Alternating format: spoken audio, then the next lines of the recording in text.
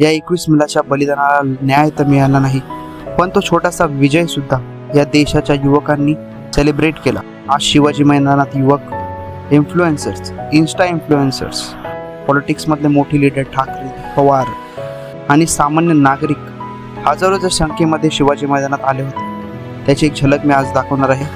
युवकांनी हे दाखवलं की आपल्या मोठ्या मोठ्या लीडर्स सारखं इग्नोर करणं चालणार नाही आणि असं बोलता पण जमणार नाही.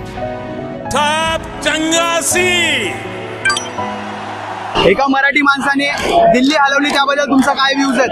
आता हे लोक थांबणार नाहीयेत. आता एक एक लाईन नीट वागले नाहीत. एवढ्या वर्षी सत्तेचा माज केलाय, सगळ्याचा माज आता उतरायचा आहे आपल्याला. काय लिहिलंय तुमच्या याच्या प्ले कार्डवर?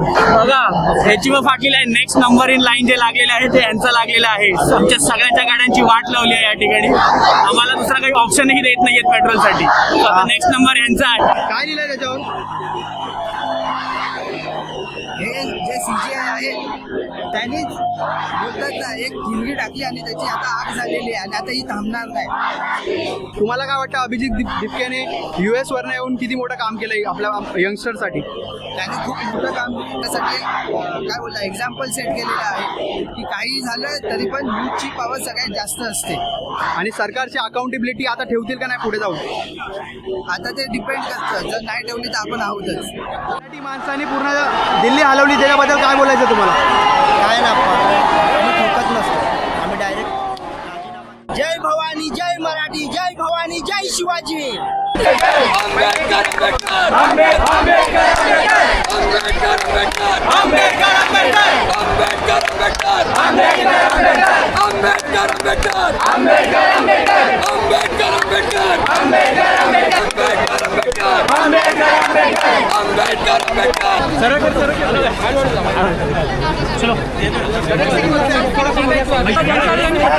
दादा, युवांना एक संदेश तुमच्याकडनं.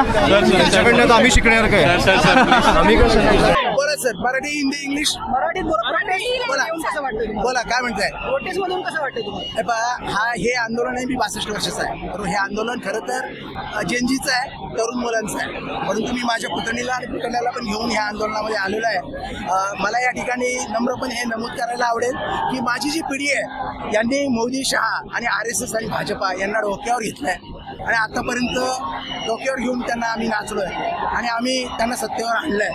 पण या अत्यंत क्रूर अशा सरकारनं आमच्याच मुलांना काठ्यांनी बडवलं, काठ्यांना खिळे ठोकून अशा खाट्यांनी मारलंय.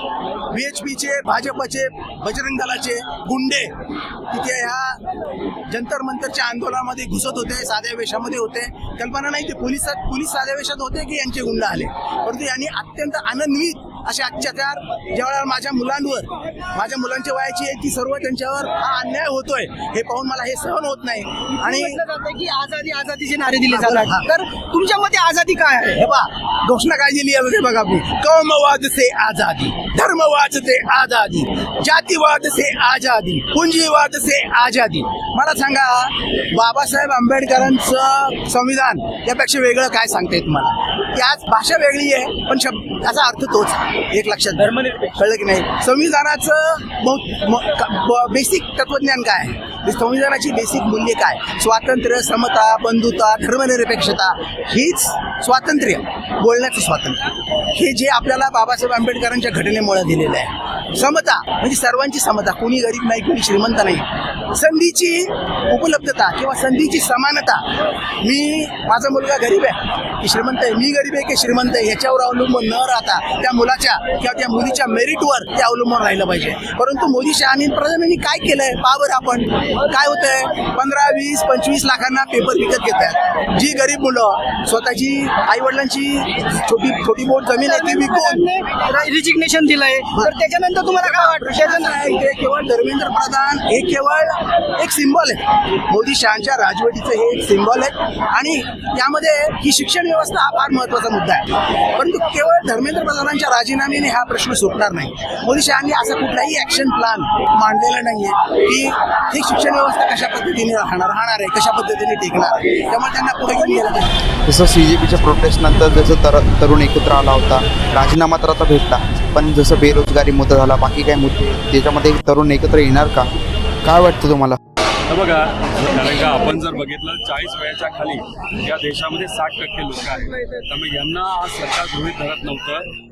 फक्त काय म्हणायचं की ठीक आहे, मतदानाला यांना वापर करून घेऊ, पण याच्या अडचणी कोण सोडवणार? यांच्या अडचणी सोडवण्यासाठी या लोकांना म्हणजे युवांना रस्त्यावर उतरावं लागलं, एक प्रेशर बिल्डअप करावं लागलं आणि हे सगळं बघून सरकारला नरमावं लागलं. हे फार महत्त्वाचं. त्यामुळे याच्या पुढं युवांचा, महिला सुरक्षतेचा, शेतकऱ्यांचा, मजुरांचा कुठलाही विषय असला तर हे युवा त्यांच्या पाठीमागे भारतीय म्हणून भक्कमपणे उभा राहतील असा आम्हाला विश्वास. बघा, जर सरकारमधले नेते आणि विरोधातले नेते कुठे कमी पडले तर मग नक्कीच हे युवा एकत्रित येतील आणि समजा एखाद्या व्यक्तीने, एखाद्या राजकीय व्यक्तीने पण एखादा विषय महत्त्वाचा उभा घेतला नाही तर तो पुढे आणला तर लोकसुद्धा त्यांच्या पाठीमागे राहतील. त्यामुळे याच्या पुढे कशाची सुरुवात आहे? प्रामाणिकपणे राजकारण आणि समाजकारण करण्याची सुरुवात आहे.